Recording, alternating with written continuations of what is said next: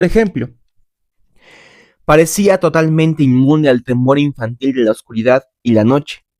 Se le podía mandar a cualquier hora con algún encargo al sótano, o donde los otros niños no se atrevían a ir ni con una linterna, o al cobertizo a buscar leña en una noche oscura como boca de lobo, y nunca llevaba consigo una luz, a pesar de lo cual encontraba lo que buscaba y volvía enseguida con su carga, sin dar un paso en falso ni tropezar ni derribar nada. Y aún más notable era algo que Madame Gaillard creía haber comprobado. Daba la impresión de que veía a través del papel, la tela o la madera. Y sí, incluso a través de las paredes y las puertas cerradas. Sabía cuántos niños y cuáles de ellos se hallaban en el dormitorio sin haber entrado en él, y también sabía cuándo se escondía una oruga en la coliflor antes de partirla. Y una vez que ella había ocultado también el dinero, que no lo encontraba, cambiaba el escondite. Señaló sin buscar un segundo un lugar detrás de la viga de la chimenea, y en efecto, allí estaba. Incluso podía ver el futuro, pues anunciaba la visita de una persona mucho antes de su llegada y predecía infaliblemente la proximidad de una tormenta antes de que apareciera en el cielo la más pequeña nube. Madame Gaillard no habría imaginado ni en sueños, ni siquiera aunque el atizador le hubiera dejado indemne el sentido del olfato, que todo esto no lo veía con los ojos, sino que lo husmeaba con una nariz que cada vez olía con más intensidad y precisión. La oruga en la col, el dinero detrás de la viga, las personas a través de las paredes y a una distancia de varias manzanas. Estaba convencida de que el muchacho, imbécil o no, era un vidente, y como sabía que los videntes ocasionaban calamidades e incluso la muerte, empezó a sentir miedo.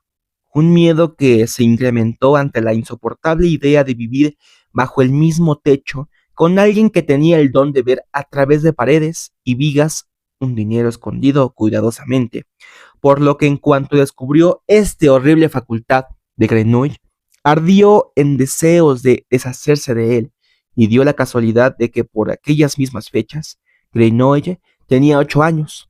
El convento de Saint-Merry suspendió sus pagos anuales sin indicar el motivo.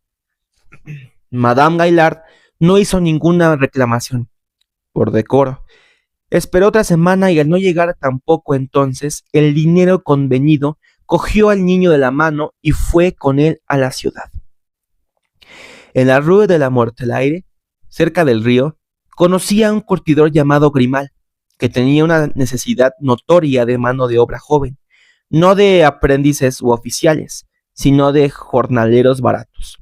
En el oficio había trabajos: limpiar de, limpiar de carné las pieles putrefactas de animales, mezclar líquidos venenosos para curtir y teñir, preparar el tanino cáustico para el curtido, tan peligrosos que un maestro responsable no los confiaba, si podía evitarlo, a sus trabajadores especializados, sino a maleantes sin trabajo, vagabundos e incluso niños sin amo por los cuales nadie preguntaba en caso de una desgracia. Como es natural, Madame Gaillard sabía que en el taller de Grimal, el niño Grenouille tendría pocas probabilidades de sobrevivir, pero no era mujer para preocuparse por ello. Ya había cumplido con su deber. El plazo del hospedaje había tocado a su fin. Lo que pudiera ocurrirle ahora a su antiguo pupilo no le concernía en absoluto. Si sobrevivía, mejor para él, y si moría, daba igual. Lo importante era no infringir la ley. Exigió a Monsieur Grimal una declaración por escrito de que se hacía cargo del muchacho. Firmó por su parte el recibo de 15 francos de comisión y emprendió el regreso a su casa de la Rue de Charonne, sin sentir la menor punzada de remordimiento.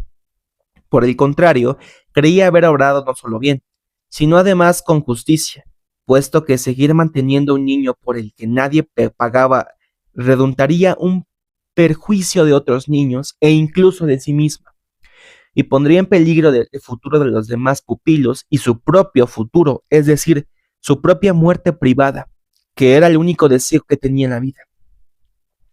Dado que abandonamos a Madame Gaillard en este punto de la historia y no volveremos a encontrarla más tarde, queremos describir en pocas palabras el final de sus días.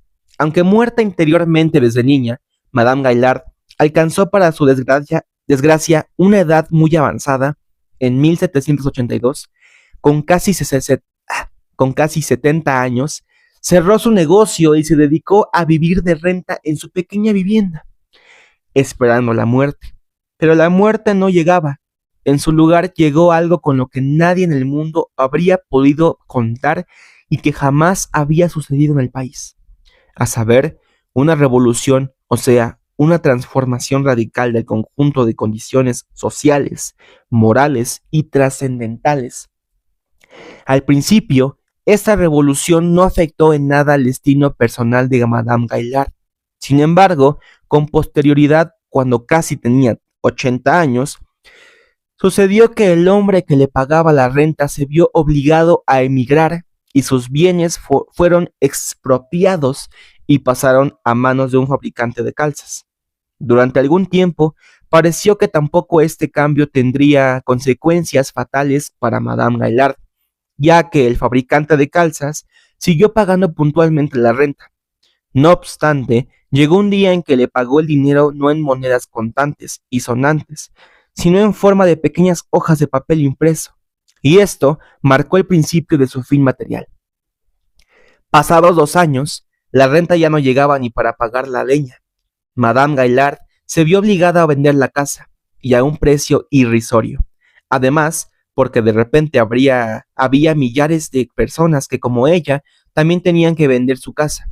Y de nuevo le pagaron con aquellas malditas hojas que al cabo de otros 2 años habían perdido casi todo su valor hasta que en 1797 se acercaba ya a los 90. Perdió toda la fortuna amasada con su trabajo esforzado y secular y fue a alojarse en una diminuta habitación amueblada de la Rue des Conquets. Y entonces, con un retraso de 10 o 20 años, llegó la muerte en forma de un lento tumor en la garganta que primero le quitó el apetito y luego le arrebató la voz, por lo que no pudo articular ninguna protesta cuando se la llevaron al Hotel Dieu. Allí la metieron en la misma sala atestada de moribundos donde había muerto su marido. La acostaron en unas camas con otras 5 mujeres totalmente desconocidas, que yacían cuerpo contra cuerpo, y la dejaron morir durante 3 semanas a la vista de todos. Entonces la introdujeron en un saco, que cosieron, la tiraron a las 4 de la madrugada a una carreta junto con otros 50 cadáveres, y la llevaron acompañada por el repiqueteo de una campanilla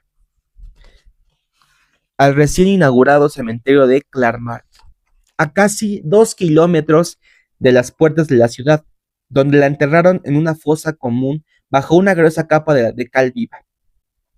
Esto sucedió en el año 1799. Gracias a Dios, Madame Gaillard no presentía nada de este destino que tenía reservado cuando aquel día del año 1747 regresó a casa tras abandonar al muchacho Grenouille. Y nuestra historia: es probable que hubiese perdido su fe en la justicia y con ella el único sentido de la vida que era capaz de comprender.